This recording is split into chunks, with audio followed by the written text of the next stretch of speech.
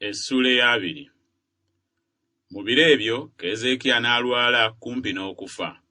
Isaaya nnabbi mutabani wa Amozi n'ajja gy'ali n'amugamba nti, teekateeka ennyumba yo kubanga ogenda kufa, so togenda kulama. Awo n'akyusiza amaaso ge ku kisenge n'amwegayirira Mukama ng'ayogera nti, jjukira kaakano, ayi Mukama, nkwegayiridde, bwe natambuliranga mu maaso go n'amazima n'omutima ogwatuukirira, n'enkola ebiri mu maaso go ebirungi.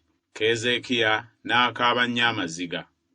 Awo olwatuuka, Isaaya nga tannafuluma okugenda mu luuyi lw'ekibuga olwa wakati, ekigambo kya Mukama ne kimujjira nti, ddayo ogambe Keezeekiya omulangira w'abantu bange nti, bw'atyo bw'ayogera Mukama Katonda wa Dawudi jjajjaawo nti, mpulidde okusaba kwo, ndabye amaziga go. Laba, ndikuwonya ku lunaku olw'okusatu kw'olirinnyira mu nnyumba ya Mukama. Era ndyongera ku nnaku zo emyaka 15, era ndirokola ggwe n'ekibuga kino mu mukono gwa kabaka w'e Bwasuli, era ndirwanirira ekibuga kino ku lwange nze ne ku lw'omuddu wange Dawudi.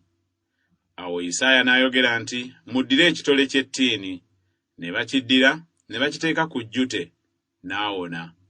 Awo Keezeekiya n'agamba Isaaya nti, kaluwa akabonero nga Mukama alimponya, era nga ndirinnyira mu nnyumba ya Mukama ku lunaku olw'okusatu.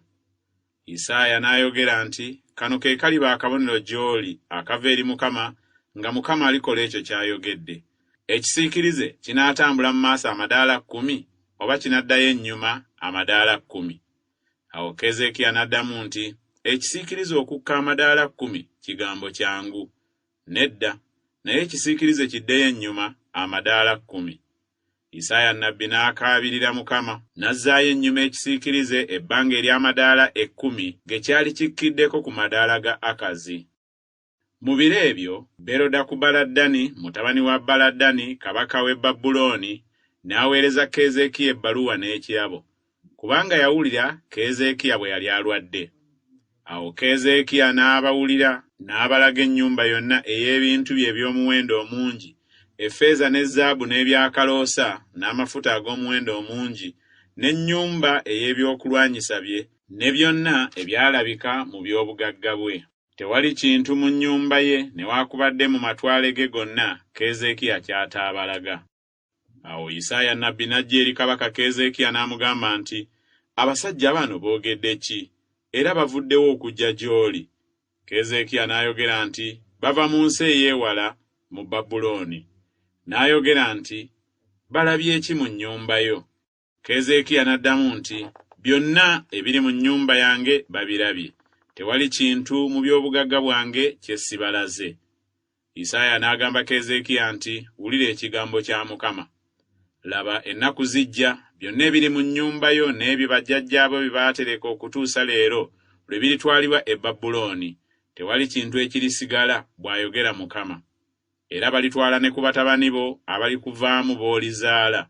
Kale baliba balaawe mu liyumba lya kabaka w'e Babulooni. Awo Keezeekiya n'agamba Isaaya nti, ekigambo kya Mukama ky'oyogedde kirungi. Era n'ayogera nti, si weewaawo emirembe n'amazima bwe binaabangawo ku mirembe gyange?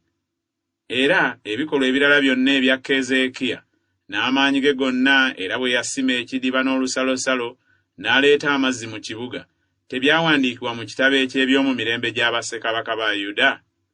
Keezeekiya ne yeebakira wamu ne bajjajjaabe. Manaase mutabani we n'afuga mu kifo kye.